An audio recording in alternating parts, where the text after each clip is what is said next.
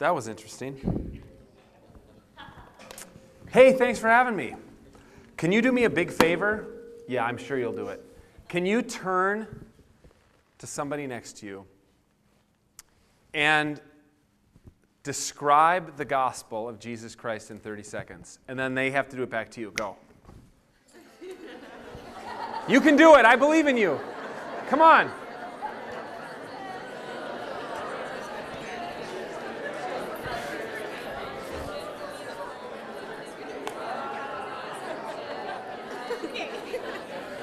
You can't just quote a Bible verse. You can't just quote a Bible verse. I should have said that in the ground rules.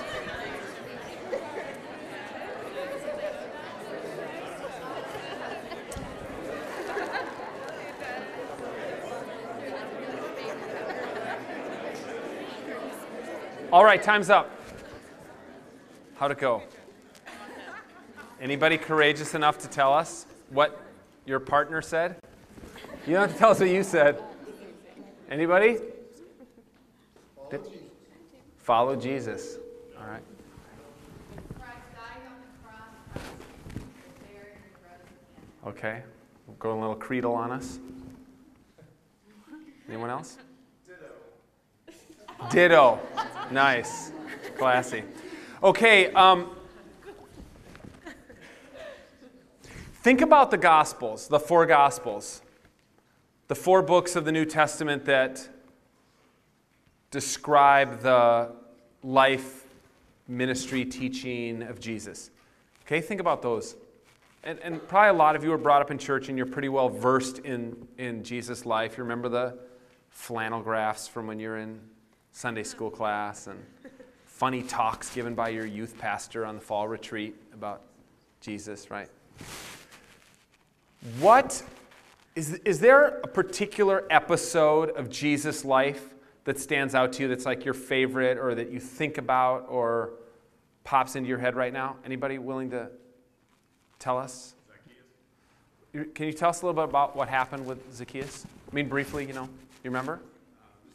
You remember the song. Just a crowd of people and one person out of the crowd. Remember what he did? Remember? Anybody remember what Zacchaeus did? But I mean, what he did for a living. Tax collector. Sorry. Okay. Right. Great one. That's exactly what I'm looking for.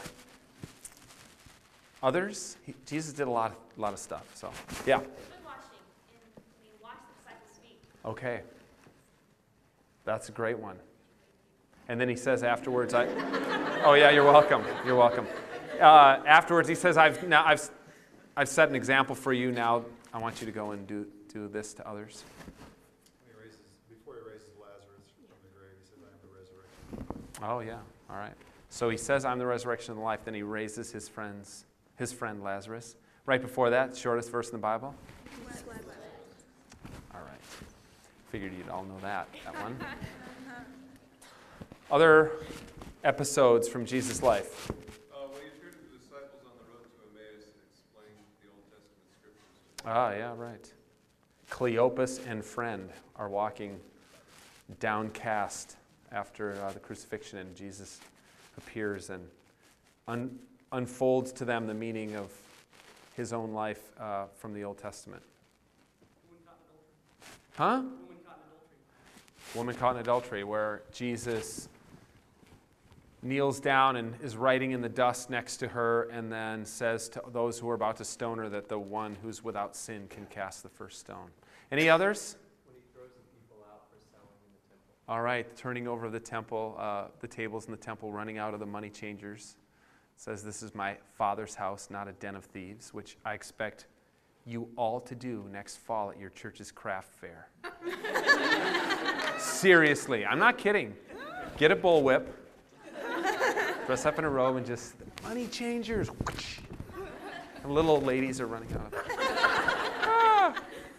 Driving their little bird houses that say Jesus loves you on them. Other episodes from Jesus' life. Feeding 5,000 people. Okay. Excuse me? Canaanite woman, Syrophoenician woman. Okay, you want to tell us about The relationship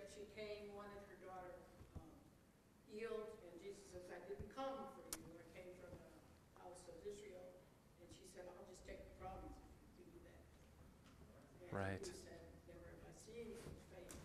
Right. Oh, that one gives me chills. I like that one. When Jesus breathed on his disciples and sent them out to do ministry.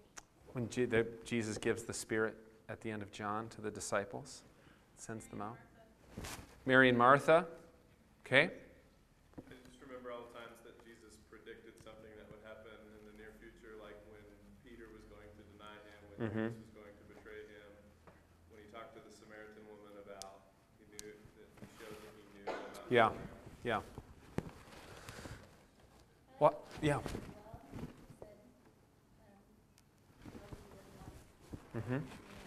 Meets with a woman at the well, and have you ever learned why she had to go to the well at high noon, which wasn't the greatest time of the day to go to the well? Because she, yeah.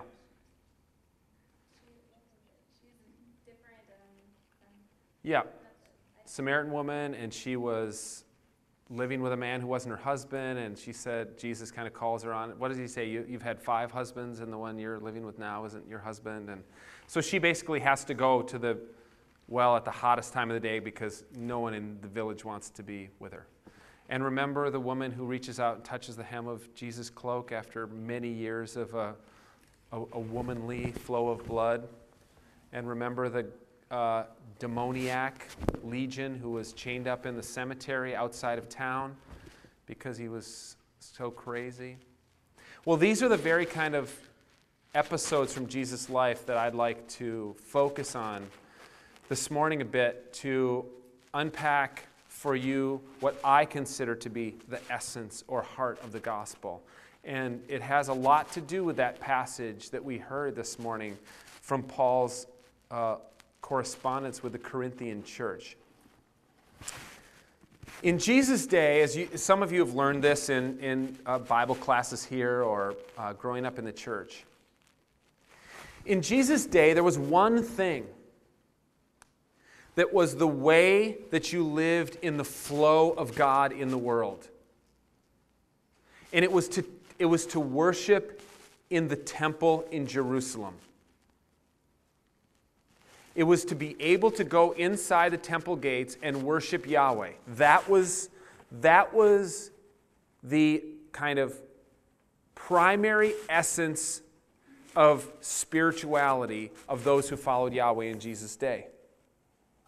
And there were all sorts of reasons you would be barred from being able to enter the temple and worship in the temple. For instance, if a woman was menstruating, she wasn't able to worship the temple. She'd have to go through a ritual cleansing, purifying process before she could once again enter the temple. But she could once again enter the temple. But if you were a leper, you could never enter the temple and worship Yahweh.